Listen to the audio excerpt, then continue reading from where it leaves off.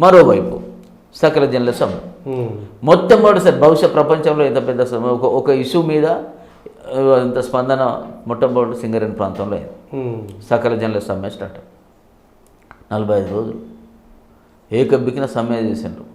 మొత్తం చేసినప్పుడు ఏం చేసిండ్రు అందరూ ఒక్కొక్క ఆశ్చర్యకరం ఏంటంటే ఆఫర్స్ ఇచ్చాడు. అప్పుడు మీరు ఒకరోజు డ్యూటీ చేస్తే 3 మాస్టర్లు ఇస్తాం, 4 మాస్టర్లు ఇస్తాం, జర్నీ చేయండి, ప్రొడక్షన్ తగ్గుతుంది. ప్రొడక్షన్ తగ్గితే ఏమైంది, పవర్ పోతుంది, పవర్ పోతే ఏమైతే అంధకారం అవుతుంది.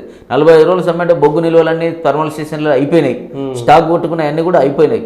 ఇక వీళ్ళు ప్రొడక్షన్ చేయకపోతే మొత్తం అంధకారం అయిపోతుంది, ఫ్యాక్టరీలు అన్నీ ఆగిపోతాయి, రవాణా వ్యవస్థ ఆగిపోతుంది. ఇవన్నీ సింగరేణి యాజమాన్యం కానీ ప్రభుత్వం కానీ చాలా ప్రయత్నం చేసినా కూడా వెళ్ళలేదు.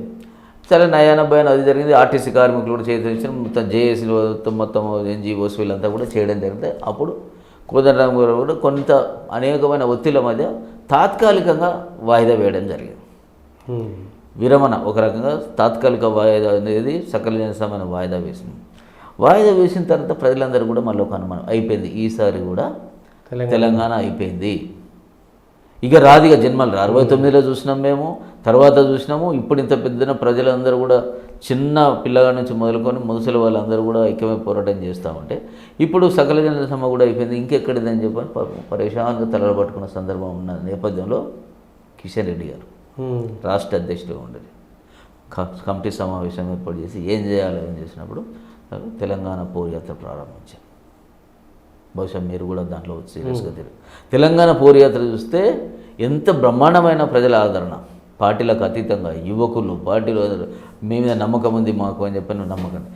ఈ నమ్మకాలు ఈ ప్రజల వల్ల వీళ్ళు ఏదో మనం జేఎస్లో ఉండమని పిలిచినామంతే, ఏదో పిలిచినా కానీ ప్రజలలోకి ఇంత సొచ్చుకొని పోయి కార్యక్రమాలు తీసుకుంటారని వేరే పార్టీలు భావించలేదు. భావించకపోవడంతో భారతీయ జనతా పార్టీ బదనాం చేసే కార్యక్రమాలు స్టార్ట్ చేశారు. అసలు ఇది నేపథ్యం.